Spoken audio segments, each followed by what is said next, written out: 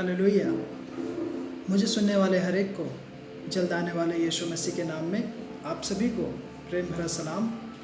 मैं आशा करता हूँ आप सभी दिन प्रतिदिन यीशु मसीह में, उसकी शरीयत में आप लगातार बढ़ते जा रहे हैं। मेरे प्रियो, आइए हम वचन में आगे बढ़ने से पहले हम प्रार्थना करें।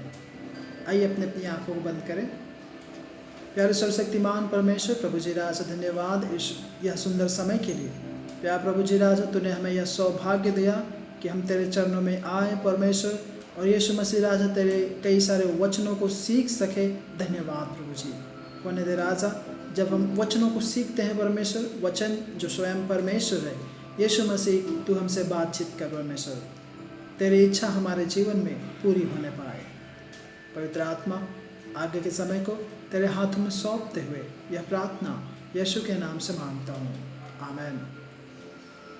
मेरे प्रियो, आज का जो मुद्दा है, जो विषय है, वह इस प्रकार से है, और आप सभी लोग कभी ना कभी और कई तो हर दिन उन बातों से होकर आप जाते हैं। वह विषय कुछ इस प्रकार से है, आंसू, आँखों से निकलने वाले जल। मेरे प्रियो, परमेश्वर आंसू बहती आँखों की प्रार्थना और टूटे हुए मन की प्रार्थना को कभी भी अनसुनी नहीं करते। यदि आप बाइबल पढ़ेंगे तो बाइबल में बहुत सारे जगहों पर आंसू के विषय में लिखा है, रोने के विषय में लिखा है, बिलखने के विषय में लिखा गया है, रो रो कर कराहने के विषय में लिखा गया है। तो हम देखते हैं कि परमेश्वर रोने की अवस्था को कभी भी हल्के में नहीं लेते, और जब कोई भी व्यक्ति रोता है तो वह बहुत ही गंभीर अवस्था है। तो हम देखेंगे, जब भी कोई व्यक्ति परमेश्वर के सम्मुख रोता है, यदि वह साफ दिल से एक अच्छे मकसद से रो रहा है, तो परमेश्वर अवश्य उसके जीवन में कार्य करते हैं। हम बाइबल से कई सारे वचनों को देखेंगे। यदि आप दूसरा राजा 20वां अध्याय और आयत 5 से आप पढ़ेंगे, तो वहाँ पर आप देखेंगे कि परमेश्वर ने हिजकिय्याह राजा को, परमेश्वर की ओर से मौत का फरमान आया था। वहाँ के जो राजा थे हिजकिय्याह, उनको परमेश्वर की तरफ से मौत का फरमान आया था, संदेशा मिला था, पर उसने अपने बचाव में प्रार्थना और आंसू बहाना शुरू कर दिया।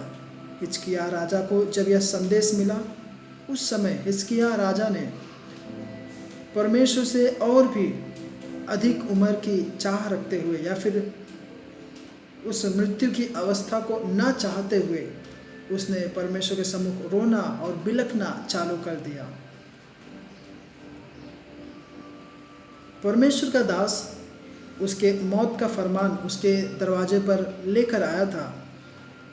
वह उसे हिजकिय्याह राजा को सुनाया, और सुनाने के बाद यशायाह नबी जैसे ही शायद वह दरवाजे पर भी नहीं पहुंचा होगा, तब तक परमेश्वर का दूसरा आवाज़ यशायाह के पास पहुंचा, और हम देखते हैं कि एक और खुशखबरी वापस हिजकिय्याह राजा के दरवाजे पर दस्तक दी। और ऐसा है कि अब मौत नहीं, 15 वर्ष तेरी आयु में बढ़ा दिए गए हैं।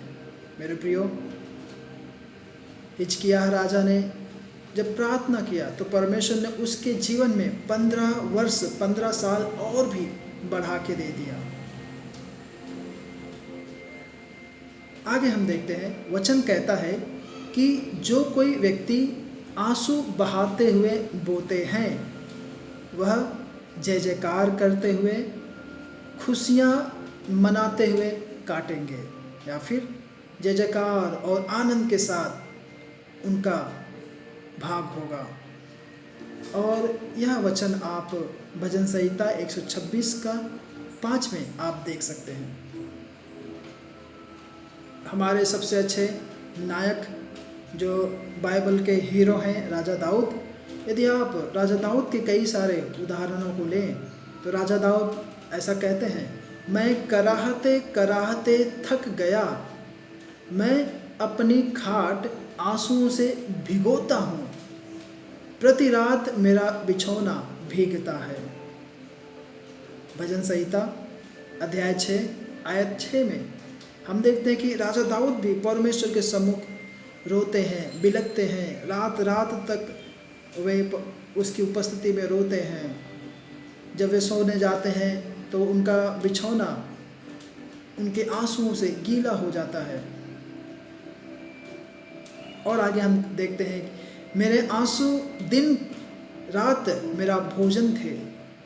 राजा दाऊद कहते हैं कि जो मेरे आंसू हैं वे दिन और रात वे ही मेरा भोजन थे। लोग दिन भर कहते रहते कि तेरा परमेश्वर कहाँ है। आगे यदि आप पढ़ेंगे, राजा दाऊद इस प्रकार से कहते हैं, परमेश्वर आपके आंसुओं को संभाल कर रखते हैं। आप जो कुछ भी प्रार्थना करते हैं, विनती करते हैं, रो रो कर, बिलक बिलक के, परमेश्वर आपकी हर एक प्रार्थना विनतियों को परमेश्वर संभाल के अपने कुप्पी में रखते हैं। यदि आप भजन संहिता 56 का 8वां वचन पढ़ेंगे तो वहाँ पे स्पष्ट रूप से लिखा है कि परमेश्वर हमारे हर एक रोने की अवस्था को जानता है। परमेश्वर हमारे हर एक आंसुओं को संभाल के रखता है। इतना भी नहीं, यदि आप नए नियम से, पुराने नियम से हर एक जगह पर अगर छानबीन करेंगे तब आप पाएंगे कि मरियम मगदलिनी आंसुओं से यीशु के पैर को धो रही थी और वहाँ पर आसपास खड़े लोगों को अच्छा नहीं लग रहा था, पर यीशु मसीह खुश थे। एक पापी आंसुओं से अपने पापों की क्षमा चाहती है। तो मेरे प्रियो, यह आंसू जो दिखाते हैं कि आप निष्कलंकता की ओर बढ़ते जा रहे हैं, आप मन फिराव की ओर बढ़ते जा रहे हैं। यदि वह सच्चा है, आपके आँखों से निकलने वाले हर एक आंसू यदि वे सच्चे हैं, तो मेरे प्रियो जरूर उसका फल आप देखेंगे।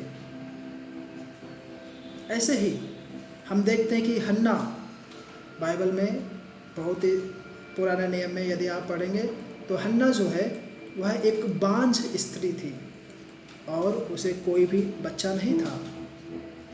वह परमेश्वर के सामने आगे बिलक बिलक कर रोते हुए प्रार्थना करने लगी। यहाँ तक कि वहाँ पर जो परमेश्वर की आराधना करने के लिए जो नित्य थे, जो लेवी थे, वे भी आके कहने लगे कि तू क्यों रोती है। जो याजक थे वे क्यों रोती है, क्या तूने पिया है। मगर परमेश्वर जो हर एक के मनों को जांचता है, हन्ना की कोख जो बंद थी, हन्ना का गर्भ जो बंद था, जो निसंतान थी, परमेश्वर ने उसकी गर्भ को खोल दिया और हन्ना के गर्भ से एक महान सेवक पैदा हुआ। आप सभी यदि पढ़े हैं तो आप जानेंगे कि सामुएल नबी, परमेश्वर ने उसे बहुत ही अद्भुत रीति से इस्तेमाल किया।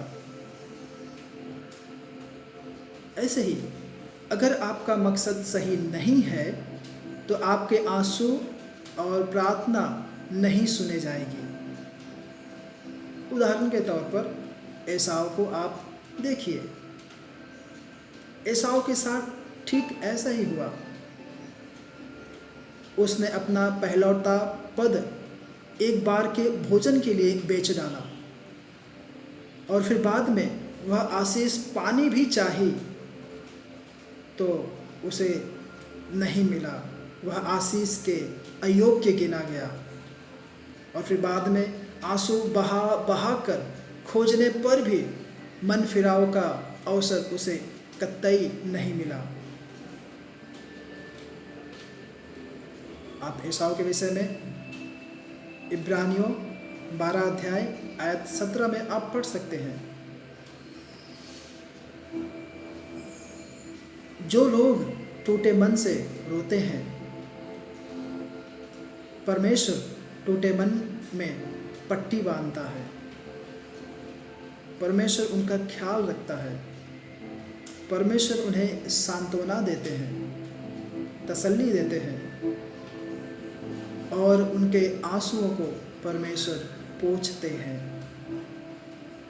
तो मेरे प्रियो, जब कभी भी आप परमेश्वर के चरणों में आते हैं, होने पाए हृदय से जब आप प्रार्थना करें, आंसुओं के साथ प्रार्थना करें, परमेश्वर से विनती करें। यदि आपने इस पृथ्वी में धन संपत्ति जमा करके रखा है, जब परमेश्वर हमारा न्याय करेंगे तो मेरे प्रियो, वह धन संपत्ति सब जल के राख हो जाएगी। मगर आपने प्रार्थना में कितना समय बिताया है? आपने प्रार्थना में लोगों के लिए कितना समय रो रो के बिताया है? तो मेरे प्रियो, आपका हर एक आंसू परमेश्वर के राज्य में चिल्ला चिल्ला कर गवाही देगा।